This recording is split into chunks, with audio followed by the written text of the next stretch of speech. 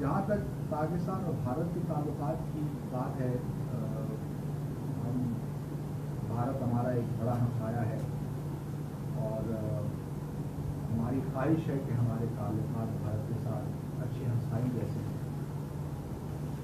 خاص طور پر جو ہمارے وزیر اعظم ہیں نواز شریف صاحب، ان کی خواہش ہے کہ دونوں ممالک جو ہمارے مسائل ہیں ان کو حل کریں اور آگے بڑھیں، کیونکہ دنیا تبدیل ہو رہی ہے.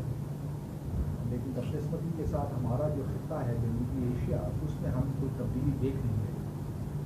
اگر آپ گلوبلائزیشن کا جائزہ لیں، اپنے اطراف میں دیکھیں تو تقریباً ہر دنیا کے ہر حصے میں علاقائی سطحوں پہ اقتصادی طور پہ ممالک ایک دوسرے کے قریب آ رہے ہیں. اگر آپ یورپین یونین میں دیکھیے تو وہاں پہ جو باہمی تجارت ہے یورپین یونین کے اندر ہی تقریباً 60% ہے ان کی ٹوٹل تجارت کا. اسی طرح اگر آپ آسیان چلے جائیے، ساؤتھ ایسٹ ایشیا میں، تو ان کی جو باہمی اندر تجارت ہے، آپس میں جو تجارت ہے، وہ تقریباً ان کی 30 سے 35% کے قریب ہے.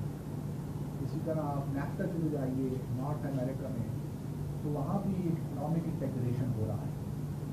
لیکن ہمارے جنوبی ایشیا میں اگر آپ دیکھیے کہ ہم آپس میں کتنی تجارت کرتے ہیں تو وہ ہماری کل تجارت ہے اس کا 4 سے 5%. تو اس سے یہ ظاہر ہوتا ہے کہ ہمارے جو اقتصادی اور معاشی طور پہ ہمیں انٹیگریٹ ہونا چاہیے وہ ہم ہو نہیں پا رہے. اور اس کی بنیادی وجہ اگر کچھ سمجھ میں آتی ہے تو یہی ہے کہ جو ہمارے دو طرفہ باہمی تعلقات ہیں وہ اس قدر اچھے نہیں ہیں جس کی بنیاد پر ہم ایک علاقائی سطح پہ تعاون کی اچھی بنیادیں ڈال سکیں.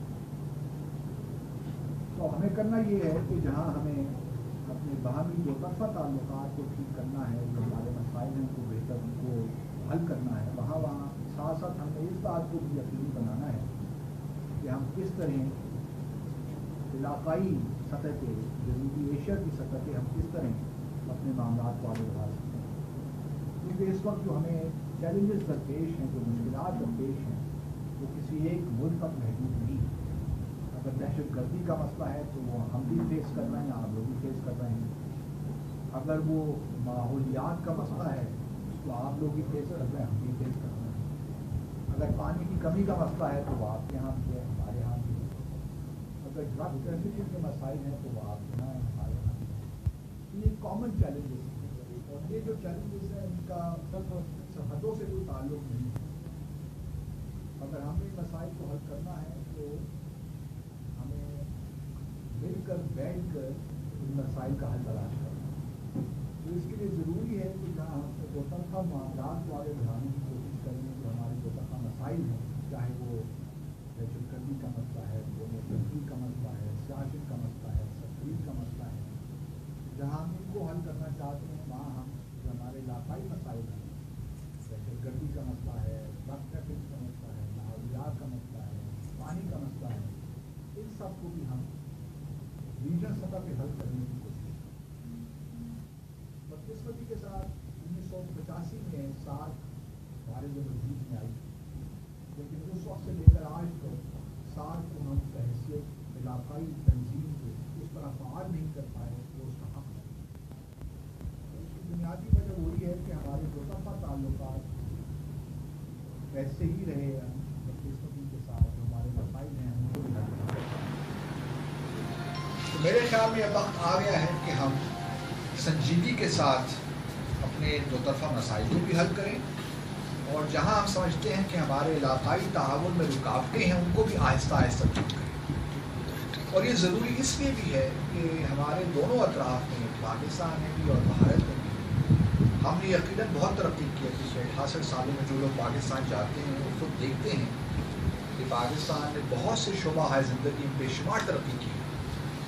اور ہمیں اس بات پہ فخر ہے کہ جہاں سائنس اینڈ ٹیکنالوجی میں بہت سے مسلمان والوں کو ہمارے سے بہت آگے ہیں. ہمارے ہاں جو اس وقت تعلیم ہے، جو ہمارے ہاں میڈیا کا رول ہے، سول سوسائٹی کا رول ہے، تو ہم نے بے شمار ترقی کی ہے اور ہمیں اس سے بجا فخر بھی ہے. لیکن بہت سے ایسے شعبہ ہے زندگی ہیں جہاں ہم نے بہت کچھ ابھی اچیو کرنا ہے. ابھی بھی لوگ پاکستان میں سطح غربت سے تقریباً 35 سے 35% کے لگ بھگ عوام ابھی جو غربت ہے اس سے نیچے رہتے ہیں. اسی طرح اگر بھارت میں بھی آپ دیکھیے تو تقریباً 300 سے 400 ملین کے قریب لوگ جو سطح غربت ہے اس سے نیچے رہتے ہیں. تو اگر ہم نے غربت کے خلاف نبرد آزما ہونا ہے اور اس کے خلاف جنگ لڑنی ہے تو اس میں کوئی دو رائے نہیں ہے کہ ہم نے مل کر اس چیلنج کا مقابلہ کرنا ہے. تو ہماری کوشش یہی ہے کہ پاکستان اور بھارت کے درمیان تعلقات بہتر ہوں, ہمارے مسائل حل ہوں.